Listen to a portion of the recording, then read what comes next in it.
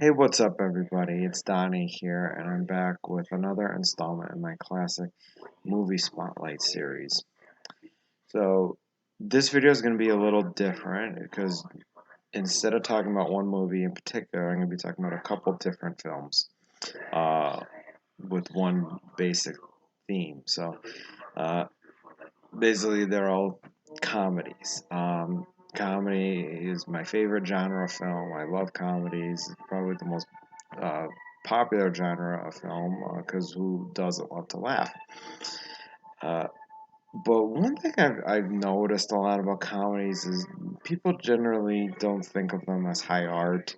They're kind of written off as, fart jokes and slapstick and just, not very surface level stuff and going for the cheap laughs and appealing to the lowest common denominator, and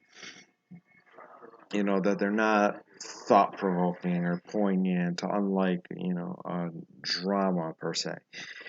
But I disagree, and don't get me wrong. There are several stupid comedies that don't really have much to say, but in our lowest common denominator. But comedy can really be thought provoking and intriguing and make you think, just think about things. And, they say comedy holds a mirror up to our lives in society.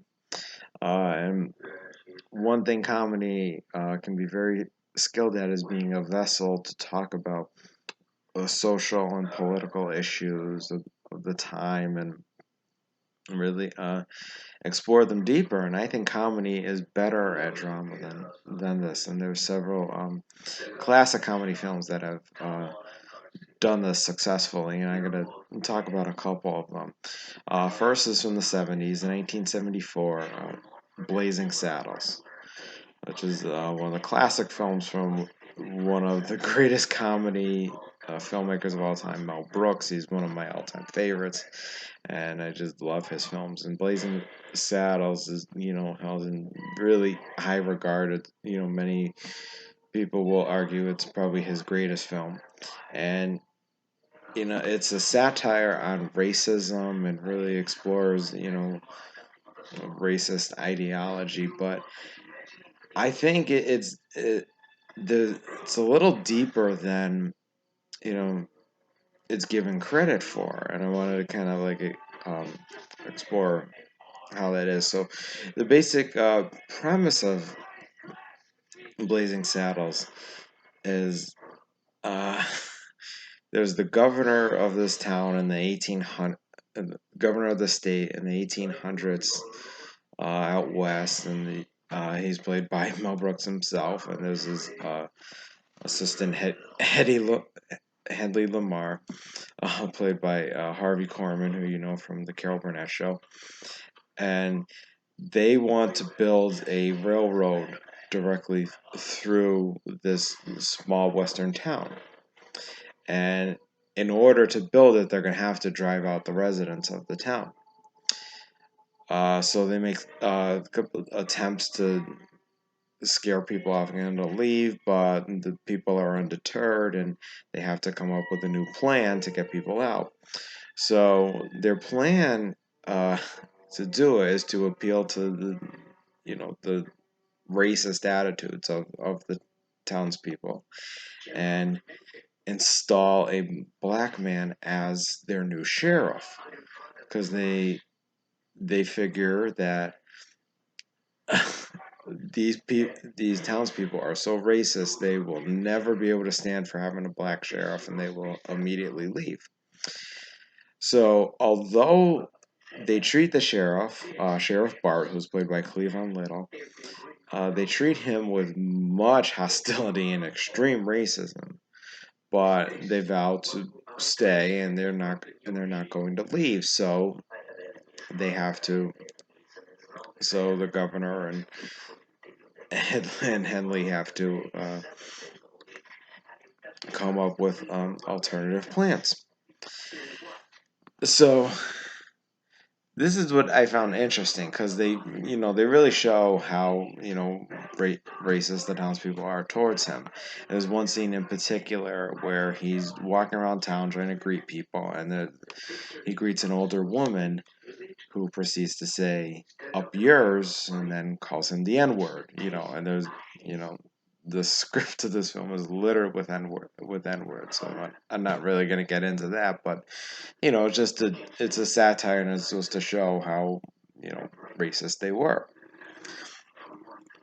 You know, but then over time they grow to respect him because he's able to use his intelligence and ingenuity to thwart the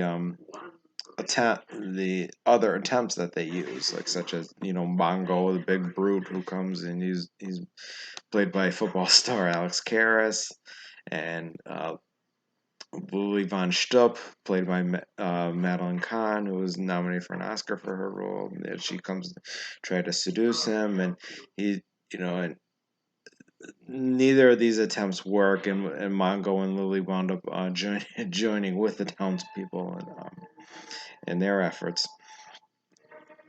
But so over time they go to respect Sheriff Bart. But what I found really interesting is that there is a deeper meaning to this, and that the film doesn't try to act like, oh, racism is solved. Everything's good. It's like, oh, they see him. They see him as a person, and they see everything's all hunky dory now. Although it may appear that way, there was one part that I really found interesting, really brilliant. I mentioned before how the old lady calls him the N word. Later on in the film, he comes back. She comes back to the police station with him, and I have to mention Gene Wilder, who plays his deputy, and a great performance there. Um, she comes back. She comes back to talk to them, and she apologizes for her previous outburst. You know, But she also has some, and it's a funny moment, but also kind of true that she asked him not to say anything to anyone about her coming to apologize because she's worried about her public perception, and if she won't want to admit that she apologized for her outburst, knowing that the people of the town would be upset with that, so they still hold these racist ideologies. So it's much more subtle, and comedy can really like dig at the subtleties in life, and whereas like a drama would have just the completely blatant racist character, where the audience can feel good at the end, think about themselves, well, I'm not like that at all. We all agree that's bad. That's bad. But, the comedy can kind of highlight how it's like, well, this stuff isn't good either. And a lot more of us are guilty of doing these kinds of things and holding these kinds of viewpoints. Uh, so that just kind of speaks to the brilliance of this film. There's another film from the 80s called that explores a different but also um, important issue, and it's called a comedy called 9 to 5, which explores sexism. Uh, th- this film it stars Lily Tomlin, Jane Fonda, and Dolly Parton, who wound up earning an Oscar nomination for her song for this film, 9 to 5, which wound up becoming one of the biggest hits of her career. But 9 to 5, it's a slapstick, farce comedy, and there's a lot of, crazy over the top stuff, and it's kind of like wish fulfillment as people could watch and say like, oh, I wish I could do to my boss what they did to them. They kidnap them and hook them up in this contraption, and and so it's very over the top type stuff, and it's very very funny, but but it does speak to sexism in the workplace and several issues. Some of these issues include like the gender pay gap and sexual harassment, and other things is is his boss is very pig-headed and egotistical and just overall sexist and demeaning. He harasses Dolly Parton's character, who and spreads rumors about her, and throughout the office, and she ends up gaining this reputation. And Lily Tomlin's character gets passed over for a promotion that she's more than qualified for. And so it has very funny moments, these farce moments, but does talk about these serious issues too. Another film I haven't seen it. It's been a little while since I've seen it, so but it is another one of these comedies that talks about issues, called Good Morning Vietnam, also from the 80s, which stars Robin Williams, who plays a real life character. He plays Adrian Cronauer, who was a radio DJ in the Army during the Vietnam War. And it's a classic, one of Robin Williams' greatest performances. And he, he's classic over the top, crazy, radio DJs, hysterically funny, with just his long rants and just going, and just going nuts on in front of the mic.